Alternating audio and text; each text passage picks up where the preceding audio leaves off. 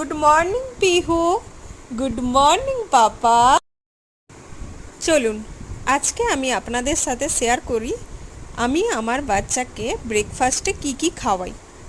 Baby উঠে পড়েছে, এবারে ওর জন্য আমাকে খাবার বানাতে যেতে হবে। চলুন তাহলে দেখা যাক।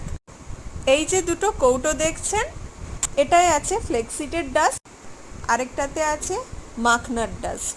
এগুলো আমি ঘরেই ডাস্টটা বানিয়েছি, দেখুন কতটা মিহি হয়েছে, খুব সুন্দর হয়েছে না?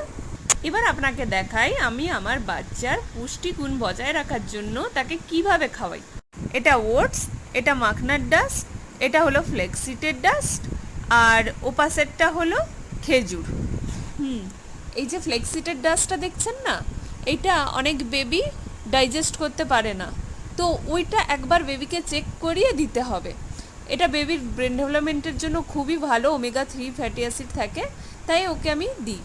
আপনারাও এটা ব্যবহার করতে পারেন বাচ্চার খাবারে। আর এই সবগুলোকে আমি এখন বয়েল করব। চলুন দেখা যাক। এই পাত্রে আমি বয়েল করব।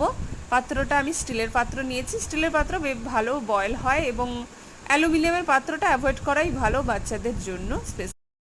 এরপর পটটিকে গ্যাসের উপর এরপর লো ফ্লেমে একটুখানি জল বয়েল করে নেব। হালকা বয়েল হলে তারপর জিনিসগুলোকে তার মধ্যে এক এক করে ঢেলে দেব।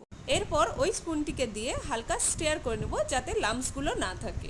ভালো করে স্টেয়ার করার পর আমি ঢাকনা লাগিয়ে 5 মিনিটের জন্য লো ফ্লেমে বয়েল করতে দেব।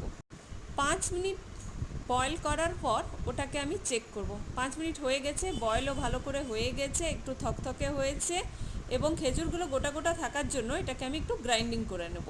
চলুন, জিনিসটিকে ঠান্ডা করে তারপরে আমি গ্রাইন্ডিং করেছি। ইয়েস, রেডি টু ইট। চলো মাম্মা।